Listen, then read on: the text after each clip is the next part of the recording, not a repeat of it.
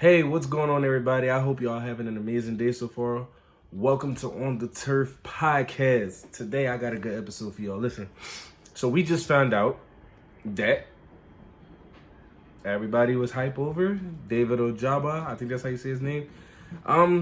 He tore his ACL, man, or his Achilles. It's one of those. But listen, man, I was hype about him. I felt like he was a good candidate for the Eagles, of course. I mean, we never know. This can actually hurt his draft stock. They could bring him down. So we probably can still get him, but at a cheaper cost. As far as everything else, man, I'm really sad to say Bobby Wagner, man, signing to the Cowboys. That's the rumor. It's not official just yet, but they got him signing to the Cowboys.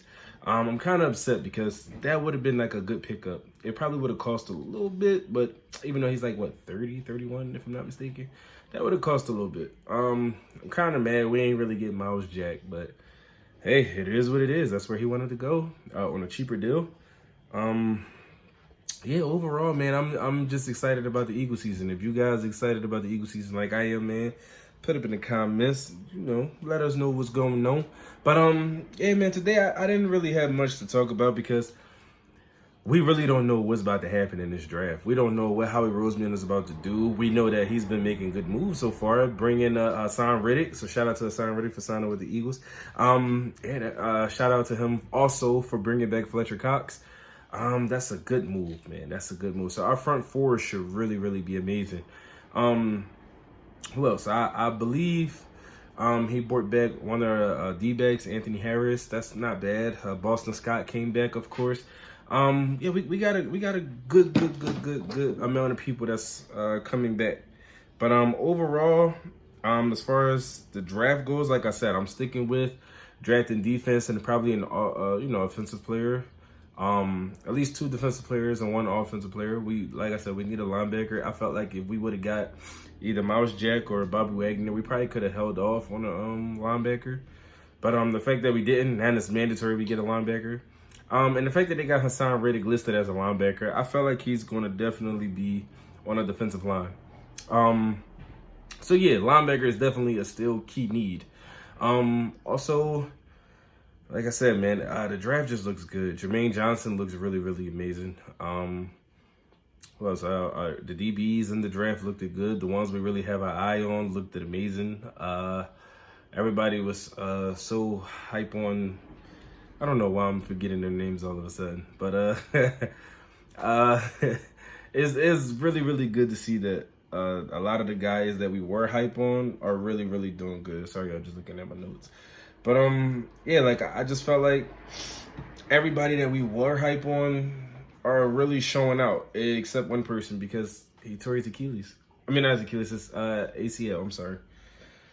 Now, as far as Jalen Hurts, I don't know why everybody was so big on the Deshaun Watson trade. That would have been stupid as hell if we gave up 3 first-round picks for Deshaun Watson. When Deshaun Watson, don't get me wrong, the systems are different. I'm tired of people comparing the two. You cannot compare the two. For one, we run RPO. So the fact that we run RPO, Deshaun Watson, I don't think, in my opinion, would fit that scheme. For the simple fact of, it's RPO, is read option. You know what I'm saying? So you're basically running first before anything. But as though the system that Deshaun Watson played in, it was more like a spread. It was more like, I'm going to throw the ball before anything. Yeah, they had some okay running backs or whatever. But overall, like I said, it's a pass-first system.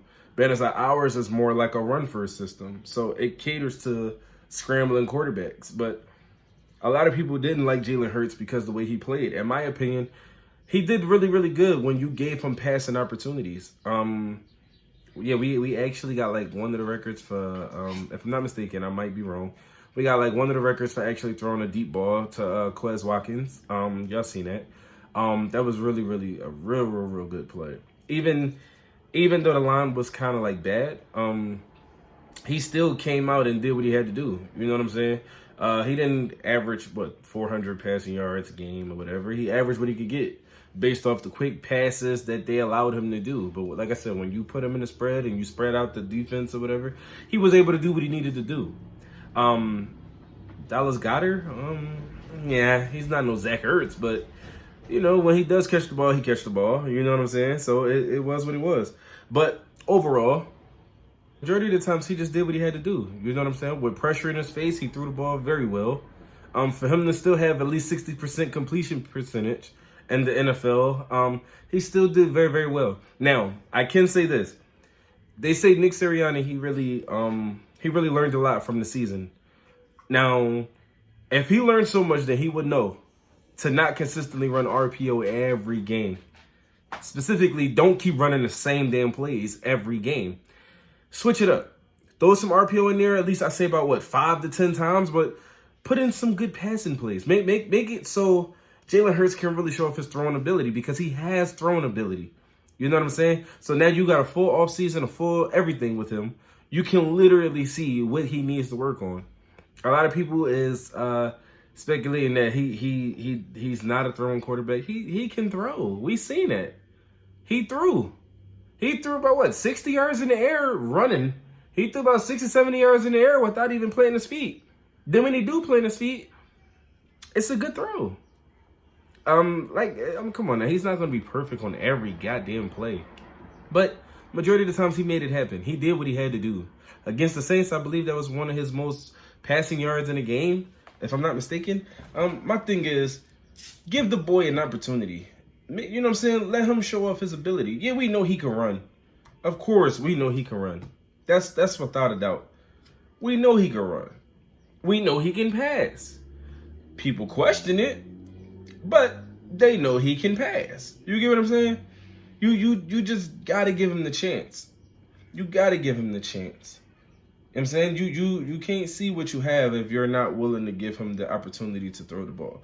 Now, a lot of the averages as far as attempts a game, right? His least was about 14, right? Now, that's 14 attempts. His least was 14 attempts in the game. His most was about 48. Now, out of those 48 attempts, you know what I'm saying? I'm just going off or whatever. In that game he played against Kansas City, he threw for 387 yards with 66.7 completion percentage, right? My thing is, right, that's too much throwing. And a lot of people think that, he just stood in the pocket and said, no, that's a lot of RPO, quick passes. So yeah, you're going to get a lot of those attempts.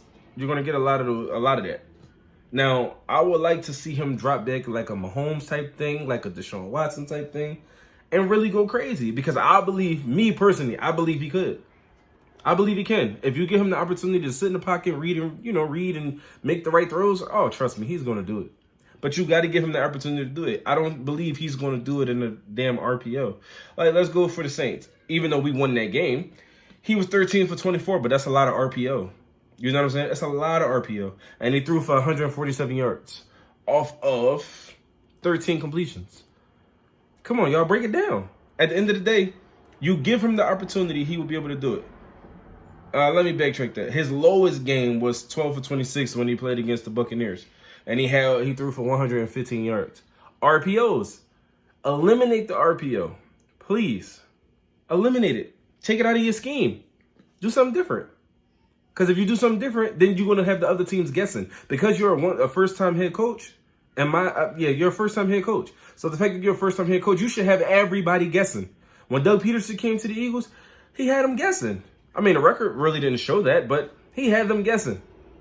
His following year, he did amazing. You know what I'm saying? He made Carson Wentz look like a MVP. You know what I'm saying? You can do the same thing. You could turn Jalen Hurts into an early MVP. Like, even with the new schedule. I didn't look at the new schedule, but I'm about to pull it up now. Like, my thing is, if you know for a fact what he's capable of, right? You should be able to do what you need to do. Nick Sirianni, I'm pretty sure you watch film. We all watch it. I mean, especially when I played, I watched it. You know what I'm saying? I know you watch it. I mean, you have no choice. You know what I'm saying? You have no choice. So, for those, I'm pretty sure y'all know the schedule. The schedule is simple. You know what I'm saying? We play, hold on, here we go. I'm trying to pull up the exact schedule. I'm sorry, give me a second. All right, here we go. All right, so I pulled up the schedule, right? And I don't got this exact thing, so I'm gonna go back. It don't has the exact dates what I just pulled up. But yeah, we play, the typical Cowboys, Giants, Redskins. So we played Green Bay, Jaguars, Vikings, Saints, Steelers, Titans, along with the Cardinals, the Chicago Bears, the Lions, the Texans, and the Colts.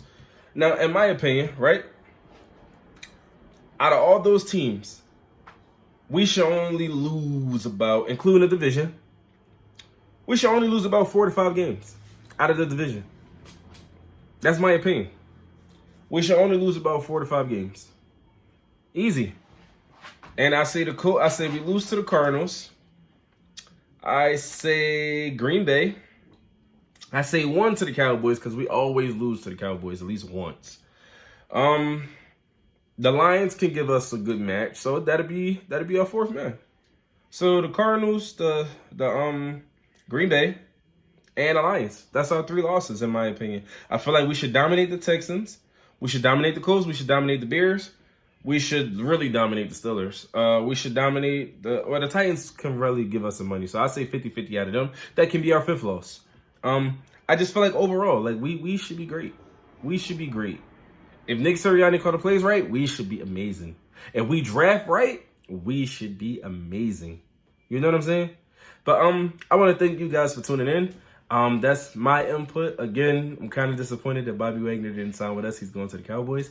So, hey, man, listen. Shout out to everybody that's been tuned in. Shout out to everybody that subscribed.